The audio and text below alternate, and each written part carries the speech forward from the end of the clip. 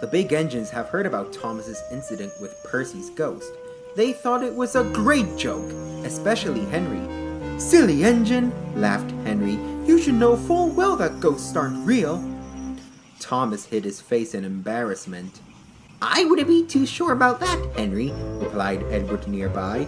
"Percy's ghost wasn't real, but there may be supernatural activity around." "Pah! What makes you say that?" scoffed Henry. "Legend has it," began Edward, "that spirits of scrapped northwestern engines roam around the railway, seeking vengeance on the one that replaced them." "Pooh!" sniffed Henry. "That's just a stupid legend. It's not true." And he huffed away. All day long, Henry couldn't help but think about what Edward had said. "What if the legend is true?" he thought to himself. "Oh, what am I thinking? Of course it's not true. Edward's just a silly engine for believing that legend." But he kept having doubts. That night, Henry had to take a goods train through the countryside to the station on the other railway. It was foggy, and neither Henry or his crew could see where they were going, and because of that, they couldn't see that the points were accidentally set towards Normanby. Henry swerved down the line. Soon he reached Normanby, where the crew realized their mistake. "Signalman must have accidentally changed the points due to this fog," said the driver.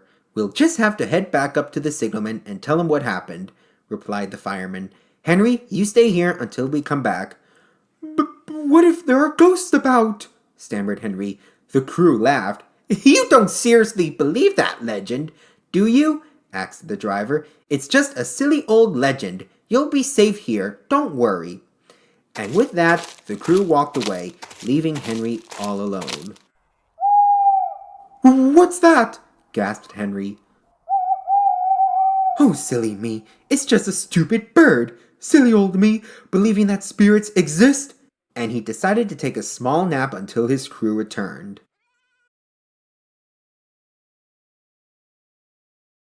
Then, Henry heard a strange whistle that woke him up. "That's strange. Who could be coming down here?" he muttered. "Maybe I'm just hearing things." But he wasn't. Out of the fog, a mysterious engine came and parked itself right next to Henry. It had the shape of Gordon's body, and coupled behind it was a tender very much like Henry, all covered in rust. What was even more terrifying was that the engine had no face. "Hello, Henry," it said spookily. It had the same voice as Henry. Henry was beginning to get scared. Who are you?" he stammered nervously. The mysterious engine laughed. "I thought you'd know, considering how you replaced me," it replied.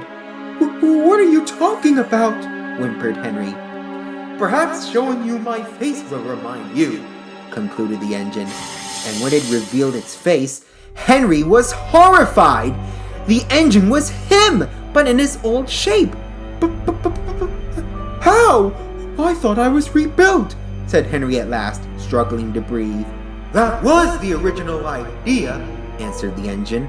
"However, the rebuild was too expensive, so Sir Topham Hatt the First scrapped me and just purchased you and pretended it was me rebuilt, when in reality, you just had the same spirit as me, the same memories as me. But you're not the real Henry." Henry was speechless. He didn't know what to say. "What are you going to do with me?" "I've been searching for you all my afterlife years, trying to hunt you down," continued Henry One. "And now that I've got you, I'm taking you with me to the afterlife!" No, pleaded Henry. No, don't! Please don't! I'm sorry I replaced you! I didn't mean to! No! He shut his eyes tightly, and he blew his whistle louder than he had ever blown before. "Henry, calm yourself, old boy," came a voice. The green engine opened his eyes to see his crew standing in front of him. The driver? The fireman? Is the engine gone?" he stammered. "What engine?" asked the driver. Henry looked to his right. Henry 1 was no longer there. I could have sworn I saw a ghost, he said worriedly. Sounds like you were having a nightmare, chuckled the fireman as he and the driver climbed into the cab. Well, don't worry, you're safe here with us. The driver pulled the lever and Henry set off. He couldn't stop thinking about that engine he'd seen. Was it just a dream?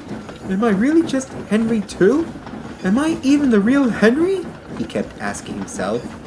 Between you and me, I think it's best those questions remained unanswered. Don't you?